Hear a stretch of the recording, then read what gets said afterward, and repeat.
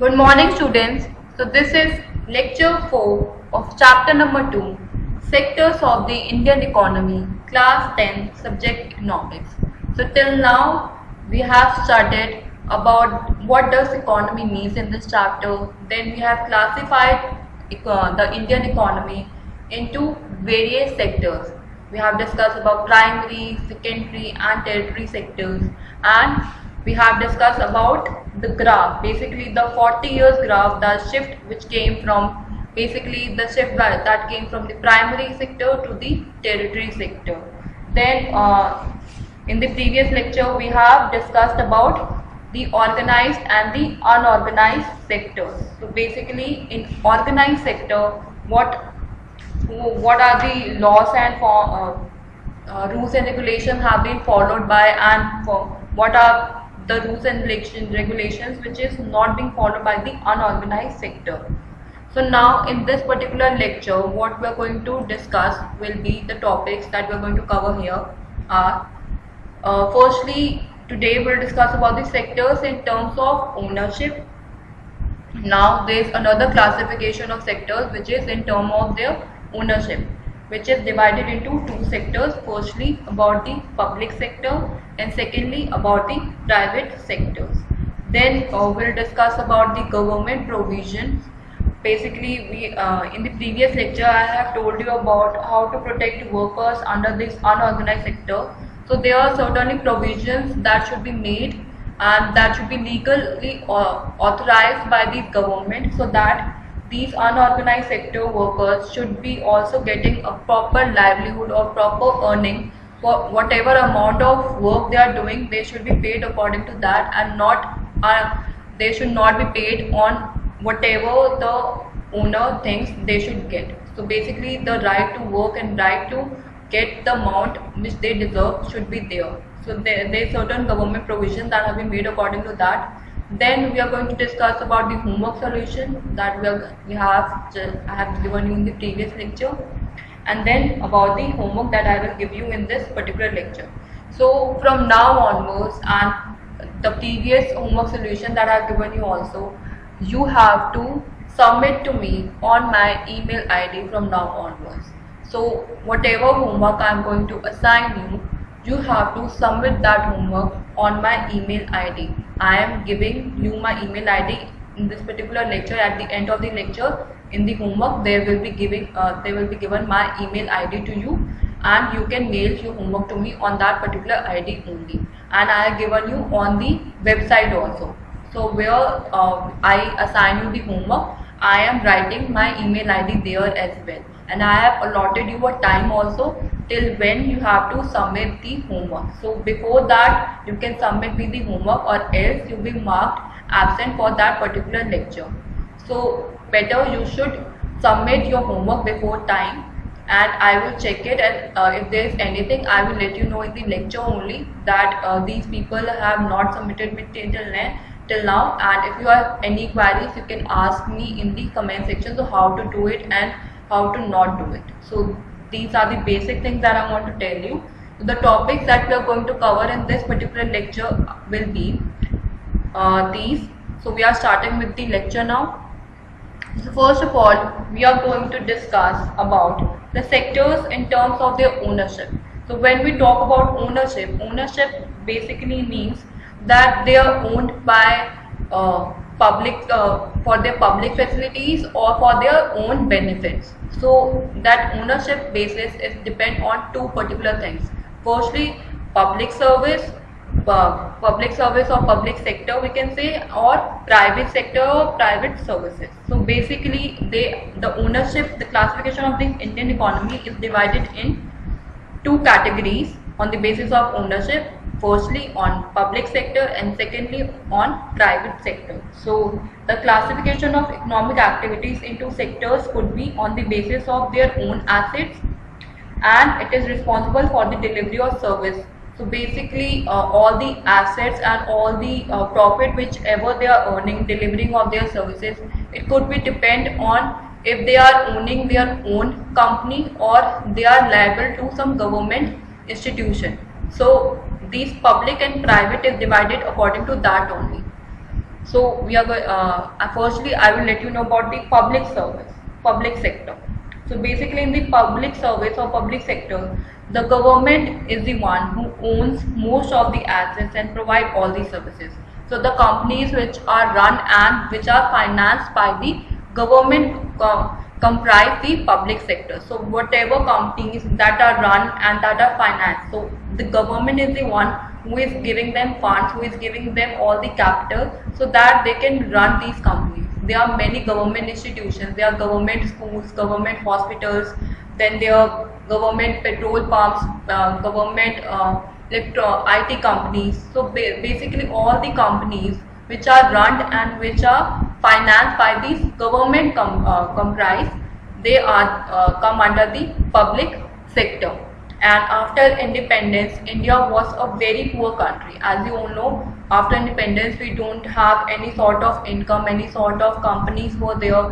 We were a very poor country, and India needed a huge amount of money to set up manufacturing plants for basic items like iron and steel, aluminium, fertilizers and cement. So we do not have any sort of income or any sort of money or capital from where we could start it off. So we need money to set up manufacturing plants for basic items like iron and steel, aluminium is there, fertilizers are there and cement. So we need to build up all these plants, but we were short of money. So for additional infrastructures like roads should be built up, railways, ports, airports also required a huge investment.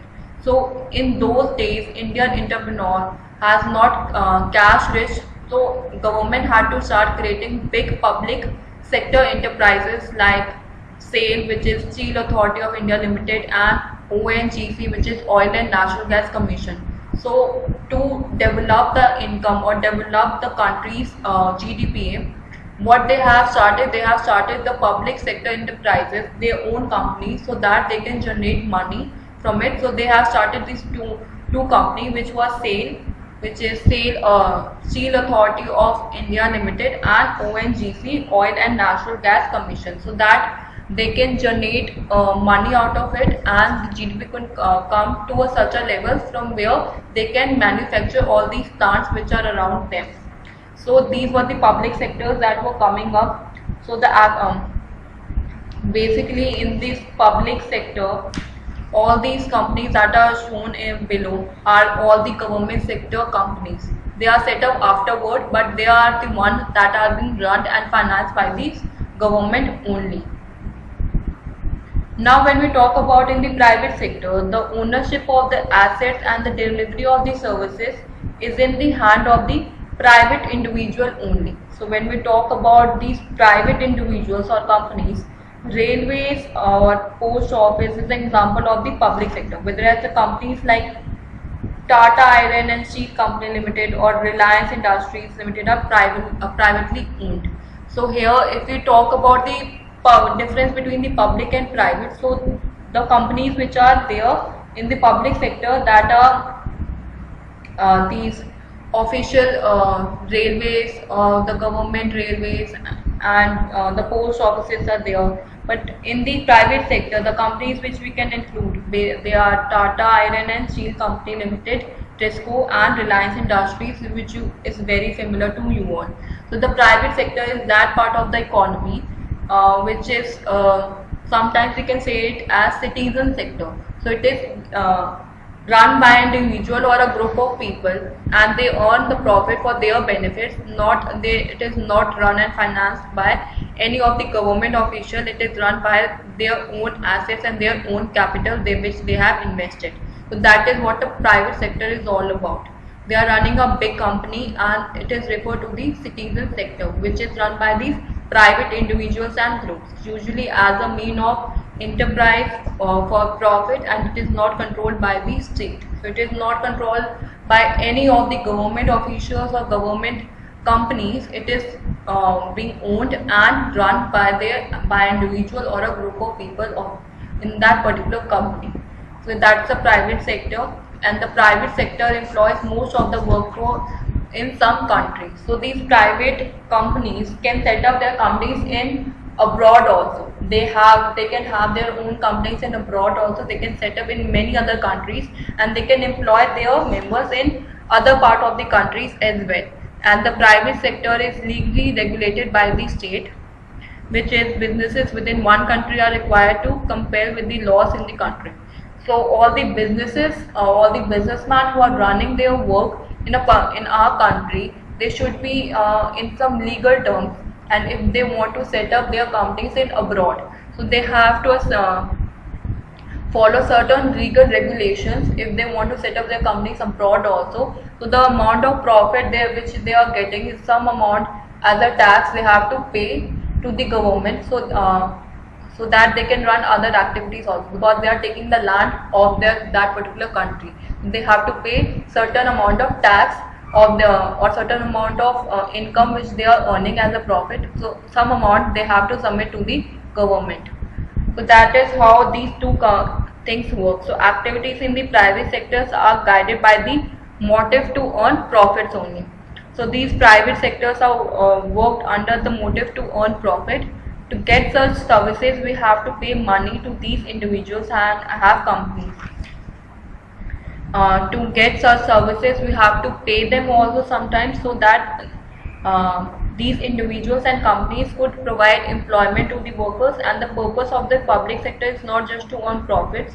Government raise money through taxes and other ways to meet expenses on the services rendered by it. So here the if the public sector is not controlling this private sector, but they have certain legal authorities to assess taxes and other ways to meet the expenses of the services they want to acquire. So if they are in shortage of money, they are acquiring taxes from these companies, so that the GDP could be in a form so that they are not taking any depression or recession in their own country. So these are several things that are needed by the society as a whole, but which is the private sector which will not provide a reasonable cost. Why? So there is a question that is given to in your book, which the private sector will not provide the reasonable cost. Why? Because some of these need spending large sum of money which is beyond the capacity of the private sector, and also collecting money from thousands of people who use these facilities is not easy. So here sometimes in the private sector, if you are owning their own company, you need a large amount of money which is beyond the capacity of one person. So they collect thousands of people and in a group, and they collectively start one company. Even if they don't provide these things, they would charge a high rate of their use. So basically they are collecting in a group and they are starting their own companies. Even they can give shares to a particular individual who is giving them capital, or who is giving them some sort of amount, so that they are giving a share of that particular company. If they are earning any profit, they will be the one for that particular share, they will get the profit from it. So this is how an economy works. And when we compare both these sectors, in the private sector, the ownership of the assets and delivery of service in the hand of the few individuals, and in the public sector, the ownership of the assets and delivery service is in the hand of the government only. For example, Reliance, Kingfishers, etc. And for example here, MTNL, Indian Railways, etc. So in this particular chapter, we have looked at ways of classifying Indian economies in various groups, and we have classified the sectors in various sectors. So one way of doing is to examine whether the activities are related to the primary, secondary or tertiary sectors. And the data for India, which we have taken from the last 40 years, shows that while goods and services produced in the tertiary sector contributed to the most of the GDP, or the employment remains in the primary sector.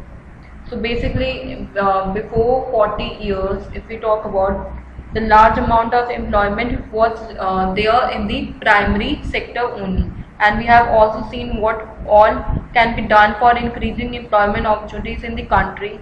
Another classification is to consider whether people are working in organized or an unorganized sectors. So most people are working in an unorganized sectors, and protection is necessary for them. We also looked at the difference between the private and public activities, and why it is important for the public activity to focus on certain areas. So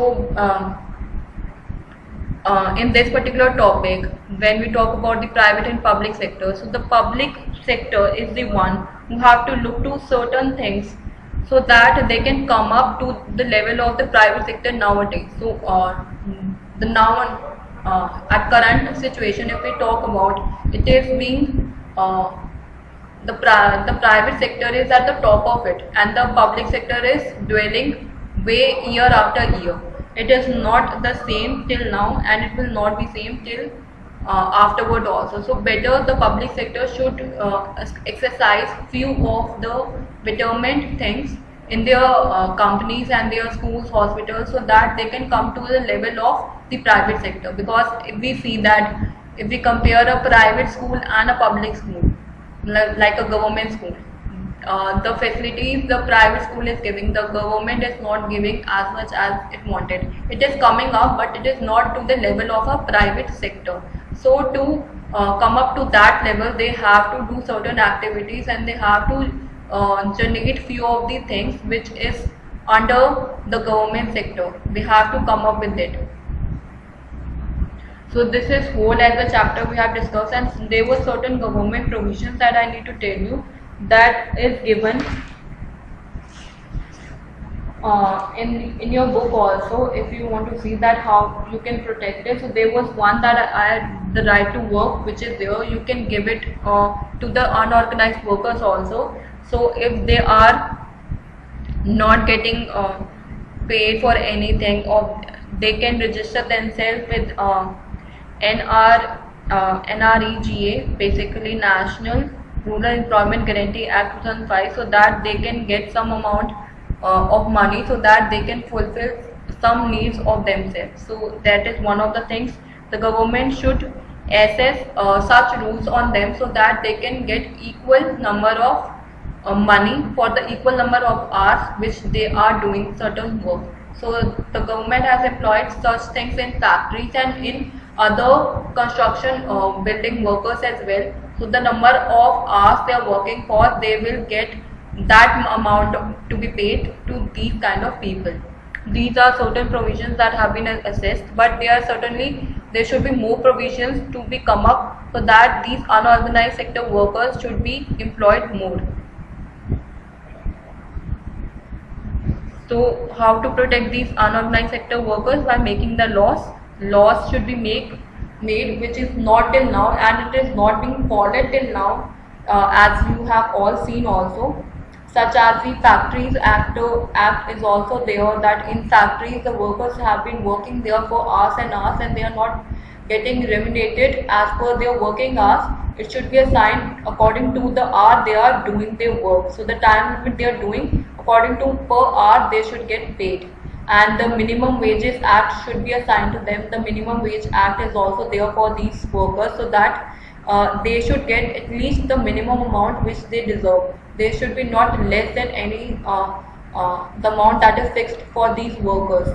And making PF and gratuity compulsory to these unorganized sectors also. So making PF, Provident Fund and gratuity compulsion for these unorganized sector also, not only for the organized sector, it should dwell for the unorganized sector also. So they should also be given certain security of their job, so that after a while they should also be getting their PF or some amount, so that after their retirement also they are getting certain amount for their living, and by providing them guarantee of job. So if they are in this unorganized sector, if the people are giving them job, they should give them the guarantee also, so that their job is secure and they are not going to throw them anytime if they want it. And the timing of the job, it should be by their work. So the work is assigned should be according to the time limit, not any if they want to work for 16 hours or 12 hours, it should be fixed for them also. It should not be according to whatever work they want to assign them and whatever time they want to assign them. It should be also fixed for them. So these are few of the protection act that should be given to these unorganized sector workers. So this is whole as the chapter we have discussed. In the next lecture we'll discuss about the summary of the entire chapter again. Now we'll talk about the homework solution that I have given you. So I have given you from page number in text questions from page number 24, 27 and 29. So here we are going to discuss. So you have to answer the following question by looking at the graph. So there was a graph that has been given to you on page number 24. You have to do the solution from there only. So the GDPA by primary, secondary and tertiary sector, that has the chart has been given to you. So first question was, which was the largest producing sector in 1971 to 72? So which was the largest producing sector? If we see here is primary sector. If you see in the graph also, you can see that primary sector is the one who is the largest producing sector in 1972-71. Then question number 2 was which is the largest producing sector in 2011 and 12. So in 2011 and 12 it is given to you as territory sector. The territory sector is the biggest one here. In the graph you can see the green one is the territory sector here, and it is working. They are the largest number here, largest producing sector in 2011 and 12. Then question number 3 can you say which sector has grown the most over 40 years? So here also if we compare in the graph, the territory sector is the one who has shown a certain growth in most of over 30 years. Then question number 4 was, what was the GDP of India in 2011 and 12? So if it is, you have to calculate it, but moreover it was around 20 lakh crores in GDP of India in 2011. If you see, so basically 20 lakhs crore. Now we come to page number 27. Leave question number 1. Question number 2 was about choose the correct answer. So the question is, underemployment occurs when people do not want to work, are working in a lazy manner, are working in less than what they are capable of doing, are not paid for their work. So the answer is that C, they are working less than what they are capable of doing. Then question number 3 is, compare and contrast the changes in India with the pattern that was observed for developed countries, and what kind of changes between the sectors were desired but did not happen in India. So we have to compare and contrast the changes that occur in India with the pattern that was observed for developed countries. What kind of changes between these sectors were desired and did not happen in India? So when we answer this, in case of the developed countries, the evolution of the economy happened on the most logical pattern, and the growth in the primary sector was followed by a growth in the secondary sector. So basically the evolution of this economy happened on the most logical pattern. Growth in the primary sector was followed by the growth in the secondary sector at that time, and after that the growth of the tertiary sector also followed, and the employment generation also kept pace with related changes in different sectors. And the case of India is somewhat different. The growth of the primary sector was not followed by the growth of the secondary sector, rather it was the tertiary sector which took the lead. But employment generation in either the secondary or tertiary sector could not keep pace. Still, a large number of people depend on the primary sector for employment, and compared to the other two sectors, this shows a disturbing trend, because the primary sector is best with the problem of hidden unemployment. So here if we talk about in the case of India, it is quite different, because in India if we see the growth which come not from primary to secondary, but it came from primary to the tertiary sector. And most of the people who are employed now also is there in the primary sector because of their because in the tertiary sector they are limited seat and they want skilled and educated person, and most of the people who are there in India who are living in farms and all, they are not that much educated and they are also want to seek employment. So the best possible way to get them employed is to work under these primary sectors. So because and the primary sector is the best for the problem of this hidden unemployment which is there in India. Now question number 4 was, why should we be worried about this underemployment? So this underemployment is a dangerous trend for any society. A person is not underemployed because of choice but because of compulsion. So basically underemployment is dangerous trend in our society because a person is not underemployed because of his own choice but because of the compulsion that has been legalized by these companies and sectors.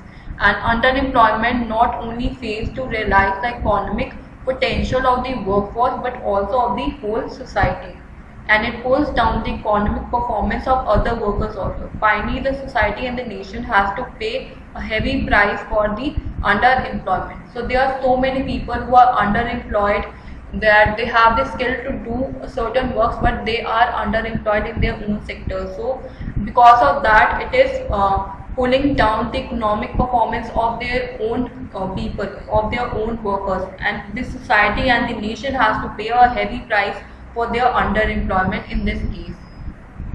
Now on page number 29 we come on. So question number 1 was, why do you think NREGA 2005 is referred to as right to work?